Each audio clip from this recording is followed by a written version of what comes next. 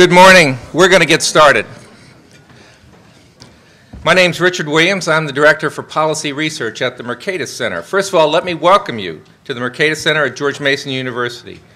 For over 25 years, we've sought to bridge the gap between academic scholarship and real-world problems. In particular, our regulatory studies program has been providing expertise on both individual regulations and the regulatory process to decision makers for over 2 decades. Our conference today is entitled Regulation in the 21st Century Economy, and we feature a distinguished list of experts who represent many decades of regulatory knowledge and experience. Now, for those of you who are new to the Mercatus Center, we're just across the river in Arlington, and we are home to Virginia's largest university, and I want to add, the nation's hottest basketball team, for those of you who are fans. At Mercatus Center, economics is our lens that we look at the world. We have a fundamental belief that public policy can be improved if decisions are examined using the framework of economics. For those of you that may not particularly think this way, we sort of believe that economics permeates everything that we do and every issue. And so most of you are familiar with using economics for things like budgets, taxation, and monetary policy, but we also think that it should play a role in all regulations. One thing it can do is it can ensure that our regulations are effective and that we make the best choice for the costs that we're going to incur. Recently, President Obama said, "Sometimes our rules have gotten out of balance, placing unreasonable burdens on business, burdens that have stifled innovation and have had a chilling effect on growth and jobs." This is an important message for the President to convey to the American public, many of whom are not really attuned to regulations. His new executive order is a welcome focus on the institutional checks and balances that are necessary for us to create effective regulations. However, it is precisely our existing checks and balances that have brought us to the point that the President is concerned about. So there are 3 main points that I want to focus on today. First, regulation is now a big business. Calvin Coolidge once famously said, "The business of America is business." But today, we're at the point where the business of America may be government. By one count, nearly 20% of all Americans are employed by government, state, local, and federal.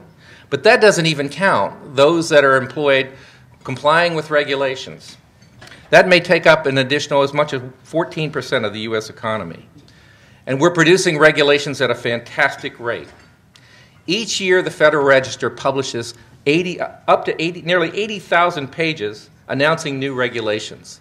That's the equivalent of about 400 novels. These regulations are produced by big agencies in concert with the most powerful interests in the country, who lobby for regulations that are favorable to them. At some point, we are in the danger of becoming an overregulated and uncompetitive country. Our question today is, can we alter this course?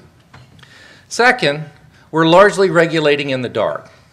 The quality of our analysis that we use to analyze the impacts of regulations is unknown.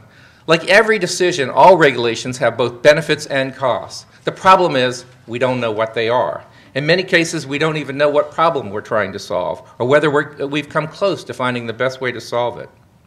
Finally, as I said at the outset, our institutions have brought us to this point, and only a change in our institutions will get us different outcomes. Our goal ought to be fewer, more targeted, and more effective regulations that solve real problems. To get those kinds of regulations, I believe there are 2 kinds of institutions that we need to address, particularly that will give us the checks and balances that we need. The first is what Ben Franklin called a moral or prudential algebra. Today, we call that benefit-cost analysis. The second is stakeholder comments.